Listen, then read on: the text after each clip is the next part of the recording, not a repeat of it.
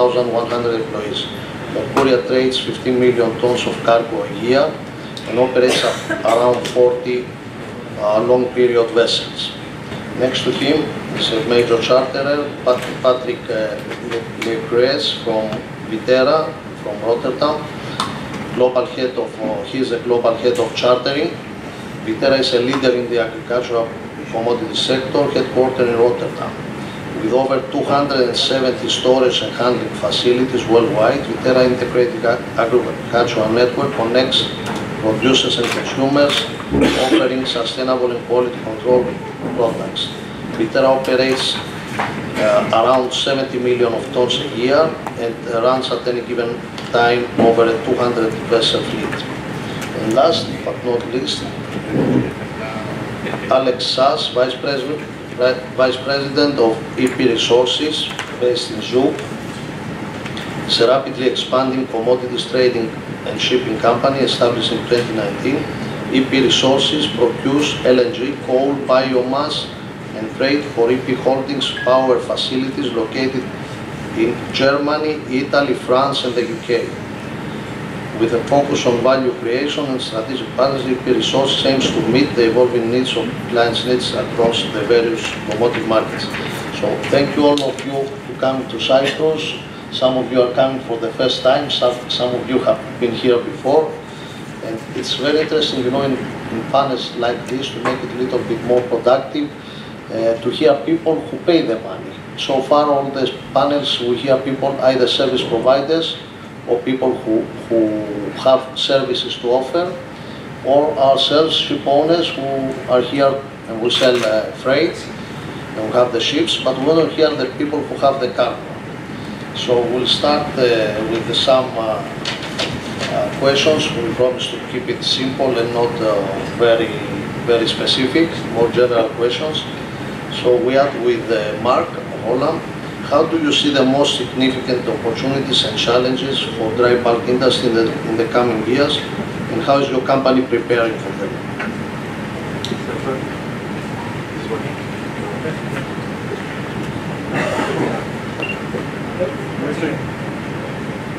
We'll get there. Okay. First of all, it's a pleasure to be here in Cyprus, and we look forward to seeing this island playing a growing role in the future of shipping.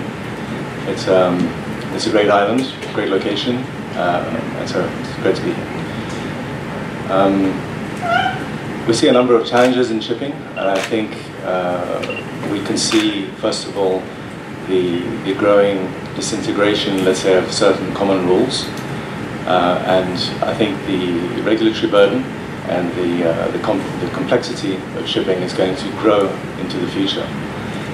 One of the areas of concern to me in particular, I come from Geneva, where the United Nations, one of the bases of the United Nations is that the international world order seems to be crumbling under greater pressure from the people who were previously guaranteeing it. I would say in the first Cold War, if you can call it that, most of the players were in favor of keeping the United Nations relevant. And in what is today the geopolitical tensions that we have, it seems that most of the central players of the United Nations are actually quite happy to see it taking a secondary role.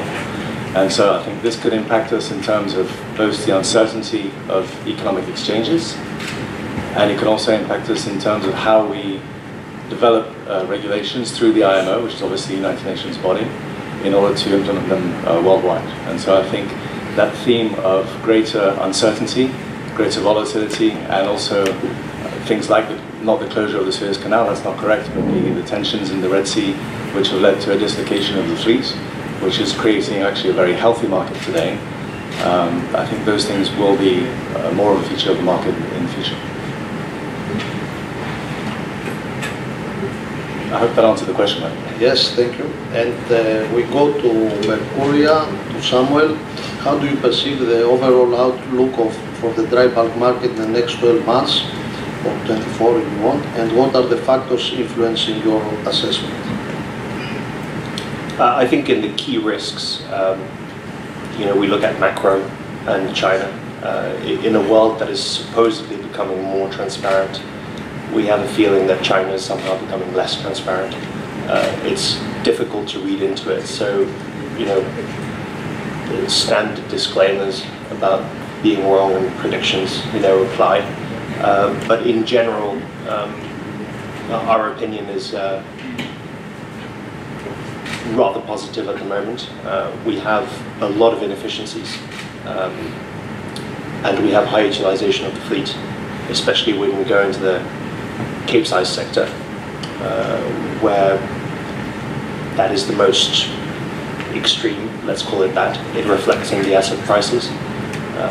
For quite a few years, the iron ore complex was undersupplied. So basically, for every ton of iron ore, there was a buyer. And Vale, a major producer, was consistently underperforming their own targets. We see signs of that easing. I'm not talking specifically of this Q1, which has been quite strong, mainly because of dry weather, but just in general. There's also what we think is quite a lot of ton-mile growth that is coming maybe from West Africa and places like that. That makes us quite positive. On the sub-Cape sector, again, it's more of the trade inefficiencies that are bringing us some tailwinds. But there is a little bit more, let's say, we're a bit more cautious because if we look at the supply of vessels, it's not quite as tight as in the Cape market. If you ask our analytics team, are there enough Ultramaxes in 5 years? The answer is yes. But are there enough post-Panamaxes? Well, maybe not so much. So that is something that we look at in more detail.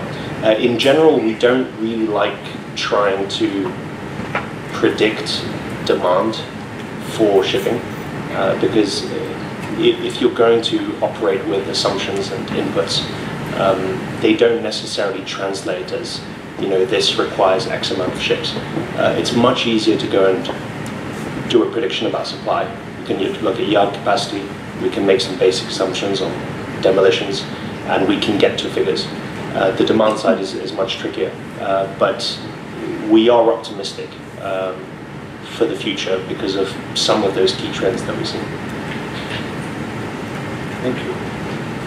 Patrick, Viterra, I know you are busy, you are very busy, and I know you are finalizing a merge with a huge company, Bunge and Viterra, creating one, if not the biggest agricultural company in the world.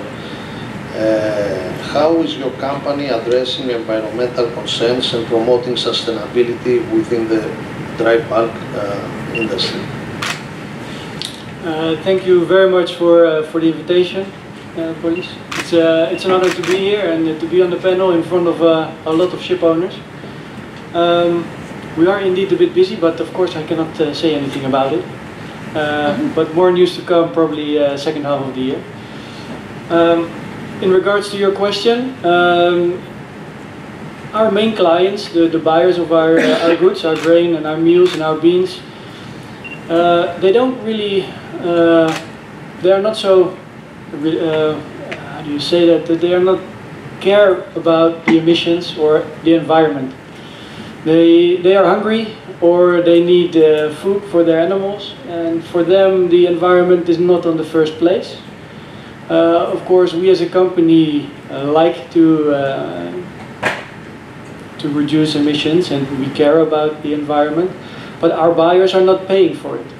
So we have decided to take the back seat.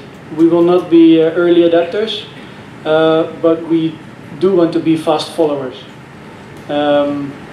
So what that actually means at the moment is that we try to capitalize on the long relations we have with the ship owners.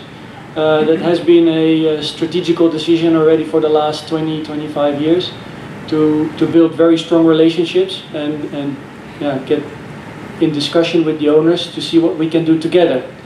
I've heard this afternoon already people talking about transparency, cooperation, getting closer to each other. That is really what we're standing for. And that has resulted so far in joint projects where we've invested together in energy-saving appliances, in improving hull coatings, and optimizing the arrivals of the ship to our terminals. So by dynamic speeding, basically, to the load or discharge port.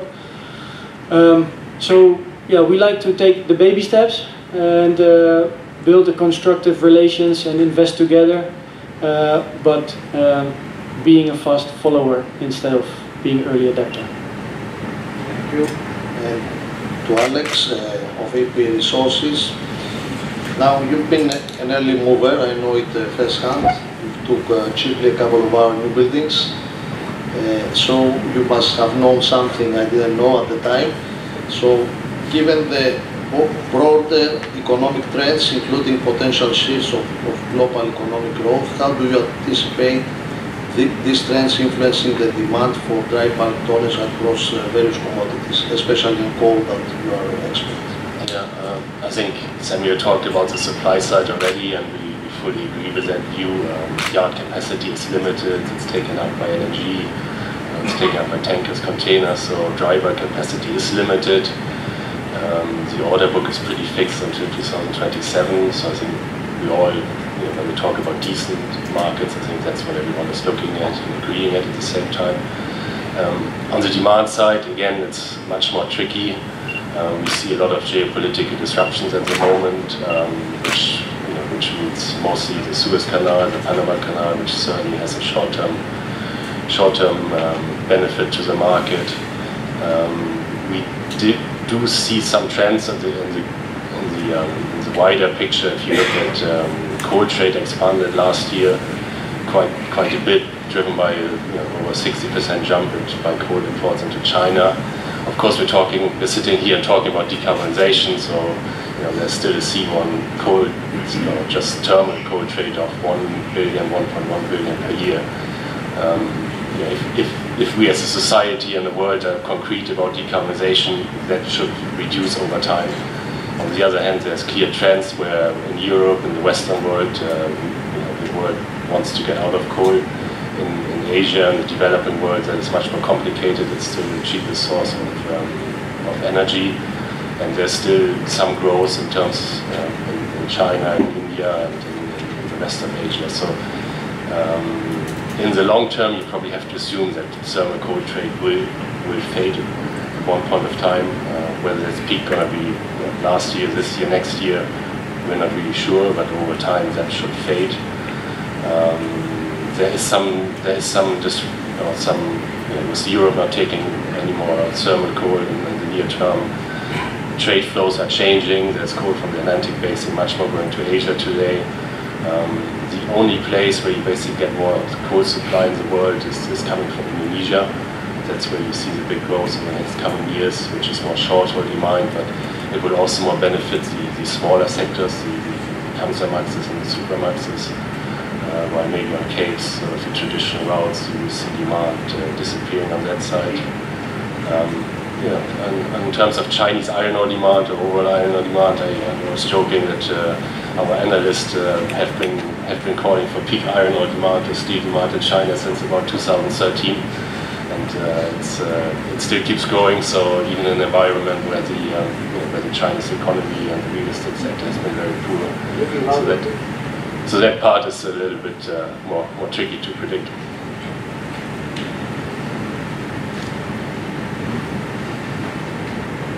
Thank you, Alex. And going into the subject of clean energy transition, I see a few ship owners in this room that have already invested money towards energy transition, ordering dual fuel ships. I will start with Patrick. How are environmental regulations like carbon trading schemes, energy and carbon intensity indicator factors influencing your preferences for certain type of ships? Do you take these indicators into account, or you just fix any ship that is presented to you? So what was the last part of the question? How are the carbon trading schemes and the energy and the carbon intensity indicators influencing your chartering decisions? Do you ask for those? Do you check those? Yeah, of course. In a ship? Yeah, when we sell freight internally, we make the calculations on emissions, and we always have had a strong view on fixing very economical tonnage. So in that respect, our strategy has not changed. It's just the more fuel efficient ships are also performing even better now with the new schemes. What I do think what will change in the end, and that's maybe a bit of a statement, but that's my personal idea, is that in the end, in order to reduce emissions significantly, trade flows need to change. Currently, we are still importing in Europe a lot of canola from Australia, whereas this canola is also growing in Poland. So at some stage, the taxation on the emissions should be at such a level that traders will decide not to buy from Australia anymore, but from Poland. I'm a little bit afraid to tell that here because that means less ton-mile demand. But that's my personal view on the emissions. Yes, thank you, and that's why we like Australian canola ourselves. We don't like the Polish one. So the same question goes to Mark from Olam. To what extent do environmental and sustainability considerations influence your chartering decisions? Well, I have to join Patrick in his way of looking at things. Again, I'm an economist, so what I like to see is if there are market externalities, of course we need regulations to try and integrate those market externalities into the market. I'm always very dubious about government intervention. There's this law, it's a conservative law, which is the law of unintended consequences, is when you establish a rule, typically the effect of that rule will be either counterproductive or completely different to what you're trying to establish. So what I like to see is economic ships are also ecological ships. And so innovation, continue to innovate. We're here to support innovation to get ships that are obviously more efficient. And that leads, especially in today's fuel price environment, to a better distribution of resources and a more efficient market. So what I like to see, what I want to encourage here with all the ship owners who are present here is continue to innovate, continue to come with good ideas. The only word of caution, and again it's a personal note, the only word of caution is that it has to make economic sense as well. I think it's interesting, if you have a pool of resources and you want to test different things, that's called innovation, by the way. You don't know what the result's going to be. You test it out, it works great, it doesn't work, move on to the next idea. That's a great way to move forward. What I would be very careful about is to jump into a very expensive project that has no economic justification, or very unlikely economic justification, just on the basis of, particularly with the uncertainty around regulation. I go back to the IMO. If we had an EU ETS that was at the world level, it'd be so much easier to implement it and then adapt to those rules. But because the IMO hasn't come out with a rule that satisfies the Europeans have come out with their own, the UK is planning on coming out with their own, the US is planning on coming out with their own, which is more, from what I can see, a trade protectionist measure than an ecological measure. So if we could have one set of rules to integrate the externalities, then we could look at innovation in order to make our markets the most efficient and the best performing possible. Thank you, Mark. I go to Alex. Will you be looking to leverage technological advancements such as wind-assisted propulsion, ultra-low friction paints, energy efficiency device and improvement in ship design by partnering up with owners to enhance the sustainability of your charter fleet? Yes, for sure. I mean, we are... First, I think there's no obvious solution in terms of replacing existing fuel. So until that solution is not there, we do believe very much in the conventional type and making the conventional type more efficient. And by having the latest design, fuel-efficient ships, you're reducing emissions. And we, of course, we're working with our owners together to have the ships we're getting as efficient as possible. We're going to take a few new buildings out of Japan on long-term time charters, and we're financing the low-friction paint for the ship owner. And so things like that, where you can work together with the ship owner to have the latest design, fuel-efficient ships. That's what we strongly believe in, and that's what we've been doing, and we intend to continue to do so. Thank you. We go a little bit into the geopolitical situation, especially Red Sea. I remember in 2017 when we had here the same place, the first capital link of Limassol, 2017, was really depressing time after 2015, 2016, 30-year low of dry bulk market and all other markets, container ships as well. We had a freight market in February. I don't know why we are doing this conference always on February, which is the low part of the market. The market at the time was $6,000 a day, and we were happy that it was not 3 and it was 6, and we were not celebrating, but we were enjoying. Now in this February, we have the paradox of having Panama Canal closed for dry bulk shipping. None of the bulk carriers can pass from Panama Canal with the slots. We have Red Sea that we have the problem with the Houthis, and many owners are diverting, and I believe the effect of diversion will be shown after 2 months, it's not shown now. We have a freight market of already $17,000 a day in February. So my question is, and it goes to all of you, and you can answer in any order you like, is how are we going to see the freight market developing two months from now, when you have the flow through the Red Sea reducing by around, we estimate around 220 ships a week. Usually through the Red Sea, on bulk carriers alone, is 350 ships passing from the Red Sea. Now it's less than 140 a week. So how do you expect the freight market to develop in May or June of this year? Maybe I should comment on the grain, and then the mineral guys can say something on the minerals. Funny enough, with the disruptions we see in Red Sea and Panama, we also still have this war going on in Ukraine. But Ukraine exports on grain are record.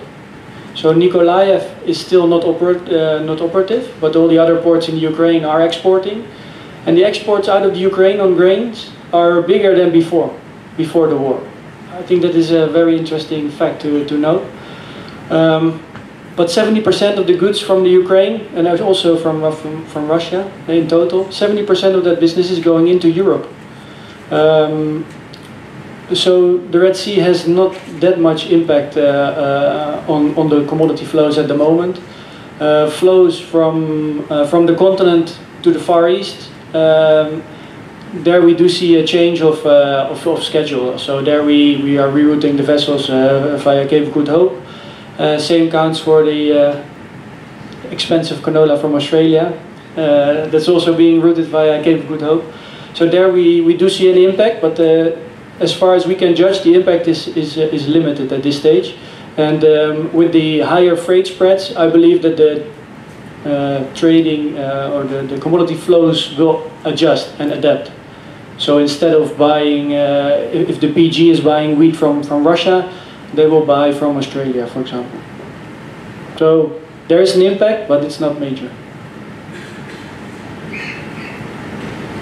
I'd just like to add something about the Capes, and also on Panamax. It seems that the ships going through the Red Sea and through the Suez Canal are mainly the inbound ships to the North Atlantic. We've had a disruption to the fleet because the North Atlantic was sending a lot of ships on front haul, and that was not being replenished. And so therefore we had a very tight North Atlantic. It's not the case today. And what we see also is that the front haul from the US East Coast or US Gulf is no longer going via the Suez Canal. So I think there is a ton-mile impact. It's probably, I would hesitate to say it's bigger on Capes than on Panamaxes, but it's definitely there. And what we've seen now is that the South Atlantic has remained surprisingly busy, actually, given the period that we are in. We're not quite in the South Atlantic season yet. We don't believe that the lineups are going to explode yet. That's something that normally happens, but for the time being they look somewhat under control. That would be another bit of fizz in the market that would make the market even stronger if the lineup started to increase. We don't see that happening quite yet. And so overall, I would say we're quite positive on the market. I don't see the Red Sea situation getting solved very quickly. And we again have these big disruptions where the Pacific fleet has overballasted probably to the South Atlantic. Looks like the South Atlantic has demand to absorb most of that. The Pacific has now rallied. And so you do have, especially when fuel prices are expensive and the canals are closed, you have those disruptions to supply, which then create those pockets of strength and that lead markets being well, incredibly tight in terms of the Cape Q1. I don't think I've seen a Cape Q1 at this level in my entire life, actually. And that's also spilt over into Panamaxes, and we're close to splitting economics in the North Atlantic. So overall, I'm quite positive. Alex? Yeah, maybe just to add, it's certainly supportive on the Red Sea situation. I think the only one word of caution I would add is that as the grain demand switches from the northern hemisphere to the southern hemisphere, that impact should somehow wane over the next couple of weeks. We agree there's a time delay in the ships which have been proceeding through there over the last couple of months. So it would help to support the market, but we probably have seen the peak of the disruption, at least in the short term, and that's what we would think. Some, please. I'd agree with what Alex just said, and the calculations for US East Coast going east, which is something that we do a lot. If you route it via Suez or Cape of Good Hope, it's not a major difference, even in terms of duration. Maybe perhaps more important for some of the backhauls is some of the capacity for the Atlantic to replenish. But as was just said, once you switch from north to focus to the south, that should be less important. But I think you are correct saying that you will only see the effect in 2 months. We knew about Panama disruption coming well into last year. Mid-endish last year, Q3, we knew it was happening. But we only saw the effect of that quite a bit later. And actually, for a while, we were sitting here being like, why is there no rally? It did eventually come, but why is it not coming? And it's just that the lag effect for that tonnage situation to tighten up can sometimes just take longer. And then it needs to be also reviewed in within an overall sort of supply mechanic, and how much congestion there is. If at the same time as this event you have very long lineups in Brazil and ports that are over congested in China, etc., it does all add up, and at some point it really tightens up. But of course, if you only have one or maybe two of those happening at the same time, you might not have the as explosive as of a reaction. Thank you. I have to say, of course, that I'm a little bit more optimistic than all four of you. Having been here for a number of years, I never remember month of February, market of $17,000 a day. I'm expecting the effect of Red Sea coupled with Panama Canal closure and also the export season of South America, which appears to be as strong as ever, including Argentina this time. And the new president of Argentina who is promoting the export of commodities down there and trying to kill off the unions and all these people down there.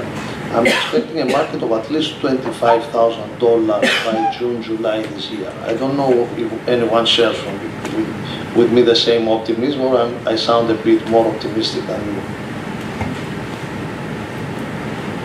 I think we're about to do a trade-in.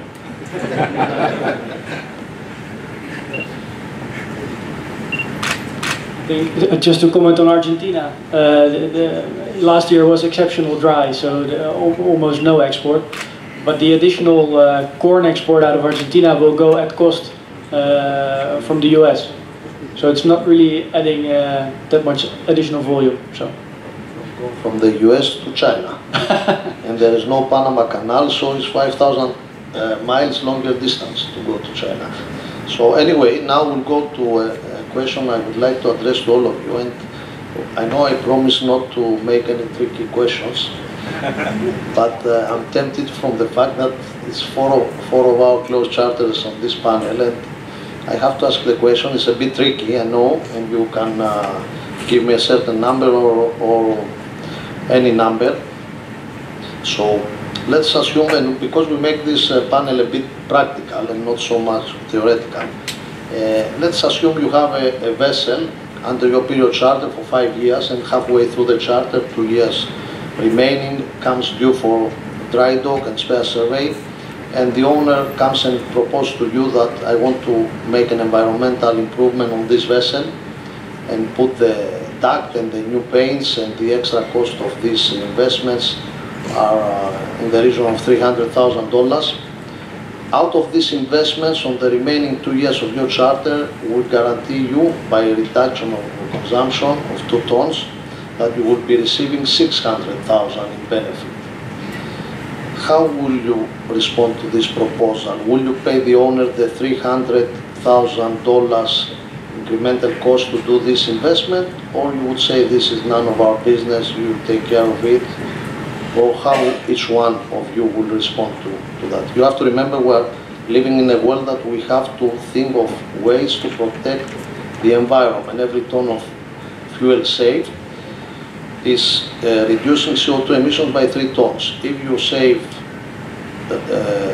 250 days in a year, sick days, 500 tons, you reduce emissions from that ship alone by 1,500 tons of CO2. So the owner is asking you to pay 300 and you will gain 600 out of the remaining 2 years.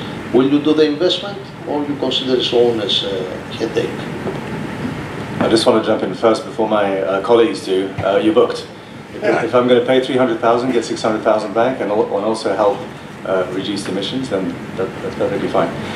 But the only problem is what some owners may, and obviously excluding present company, may ask is for the full 600, and then that becomes a bit trickier. We're asking for the incremental cost only, the 300. So some. Yeah, I think that deal is a no-brainer. So I think we do that. In general, if we can calculate it, and if it looks like it will make sense, even if it's not an extra 300, if it looks like it can make sense, we're generally happy to support that. We have deals with ship owners, for instance, we've had discussions about installing scrubbers, about doing certain works in dry dock, and if there is enough duration in the CP for it to make sense, and if, very importantly, if we have confidence in the management of the counterparty that we're dealing with, then it's, and if the numbers make sense, then we would, I don't see why we wouldn't do it. Patrick. I wouldn't do it. Please explain the reasons, if any. I think it's much better to share the investment and share the upside. I think looking at the long-term relations and also the capital we have to put together to do this, in the end we are a trading company, we are not an investment company. So I think we would go for a split. So split the investment and split the upside.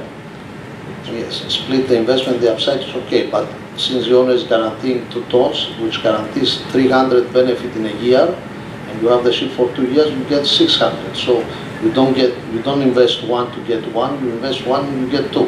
So you won't take that deal. From you, I don't need the guarantee. Yes, I don't need the guarantee. But it will be guaranteed. It will be guaranteed because the paint makers guarantee, so you will guarantee. So you don't guarantee, but the paint company. No, and me I guarantee because I get it from them and I have it on the other ships.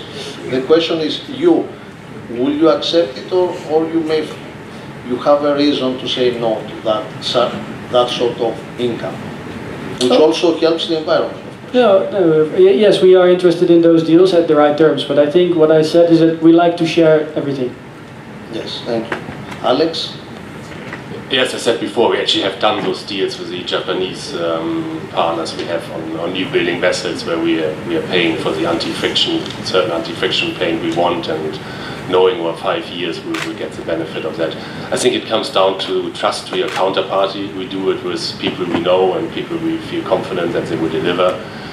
We would probably not do it with everyone, but with people we know and we have a relationship and existing vessels on the water, we certainly would look at these deals as long as it makes economic sense, of course. Of course, the owner will be liable to deliver what he has promised and with evidence, so that this saving is there. So I believe that we all should work together in things that make money for all of us, and also protect the environment into accepting those sort of proposals. I think that we all invested here, and some ship owner friends, in dual fuel ships. We don't know if we will get the money back when the ships are delivered, or after 5 years, or even after 10 years. And we don't know if the green methanols and the other fuels will be available in 2030 or 2035. But the small things that we can do, we should work together, I believe, and implement them as soon as possible. This is what I believe. I take also, I make one, yes please, Martin. Sorry, if I could just bounce on something. A couple of my colleagues said they would do it with someone that they trust.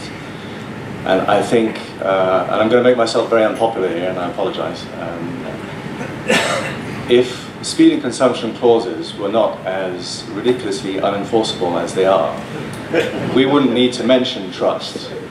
I'll tell you a true story. I actually chartered the ship in the end, but I received a description with, even keel, only good weather days, no extrapolate, all the usual tricks of the trade.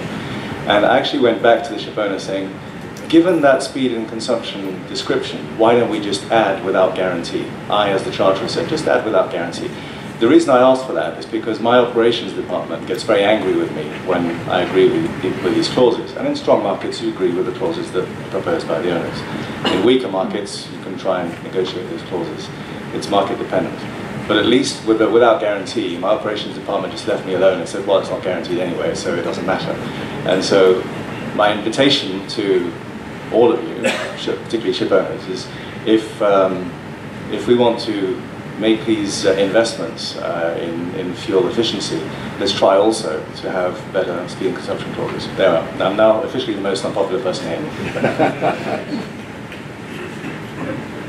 That's a fair comment. Of course, we cannot dictate weather or currents, and these are well documented these days. And you have the weather reports, very sophisticated. We work-based these weather reports. When you make a trip in winter through Cape of Good Hope, from, let's say, assume East Coast South America, in winter crossing Cape of Good Hope going into China, I doubt if the good weather, the definition of good weather, will be met in more than 20 or 30% of the trip. I doubt it. Because you have Southern Atlantic, then you have Cape of Good Hope, then you have tropical storms in the Indian Ocean. Then as soon as you cross Singapore, a few days before Singapore, you may have good weather.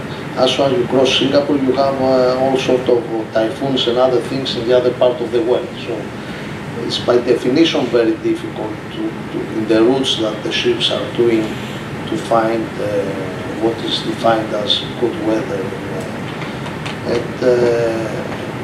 So, I mean, there are things practical that we can do, and the saving is there, and we should share the benefit if someone proposes this thing to you, to see it positively and not negatively, like the owner is getting the pain for the remaining 3 years of his dry dock period for free, and since you save the money, you should invest there and get the benefit. So, I thank you all very much for your participation. You know, every time we try to make it a little bit more interesting for the audience. We need to make all these panels very practical, and here people who don't necessarily agree with what ship owners say. I don't say that we are saints and that we are the advocates of the environment and that we do everything correctly, but we are not. The ship owners are trying to do things in the right way and improve their operations because we are under the spotlight. We are under the spotlight. Especially listed companies, we have to deliver the goods, and we have to show how we deliver the goods. So it's a big challenge. I don't know how the private companies will manage in 10 years, in 5-10 years, to prove that they are doing things in the right way. And that's a subject for another panel to discuss the difference between public and private owners in the years to come. But I thank you sincerely from the bottom of my heart for coming all the way from Switzerland and from Holland to Cyprus. I know connecting flights were not good and all these things, but we really appreciate because we give an added flavor to this conference. Thank you very much.